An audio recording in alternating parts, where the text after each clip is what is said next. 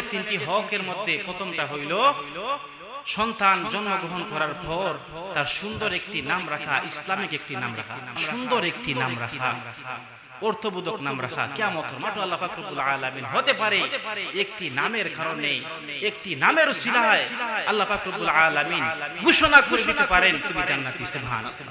এজন্য সম্মানিত মুসলিম کرام, সম্মানিত মুরব্বি বাবারা, আপনি আমি আপনার আমার ছেলে সন্তান, আপনি আমি যে সময় দুনিয়ার মধ্যে আসবে, আপনি আমি সুন্দর একটি নাম রাখবো, ইসলামিক একটি নাম রাখবো।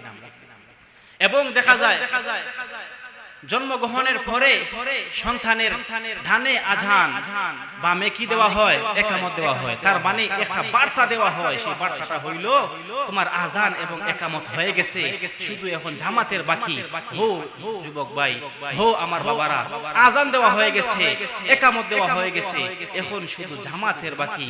তুমি তেরিং বেরিং করলে হবে না, দুনিয়ার পিছনে ছুটলে হবে না, দুনিয়া খাওয়ার জন্য ছুটলে হবে না, তুমি একমাত্র আখিরাতের চিন্তা করতে হবে, পরকালের চিন্তা করতে হবে, জান্নাতের সামানা অর্জন করতে হবে, কবরে সামানা অর্জন করতে হবে।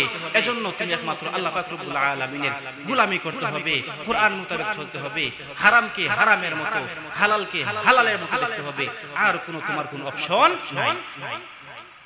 দুই নাম্বার হইল ওই বাচ্চাকে ইলমে দ্বীন শিক্ষা দেওয়া। কি শিক্ষা দেওয়া? ইলমে দ্বীন শিক্ষা দেওয়া। যতটুকু ইলমে দ্বীন ফরজে আইন, অতটুকু ইলমে দ্বীন শিক্ষা দেওয়া।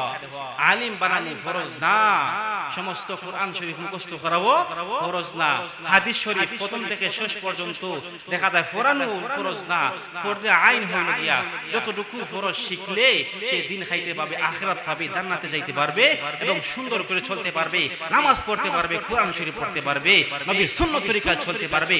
এতটুকু ইলম তাকে শিক্ষা দেওয়া। দুই নাম্বার গেল। তিন নাম্বার হইল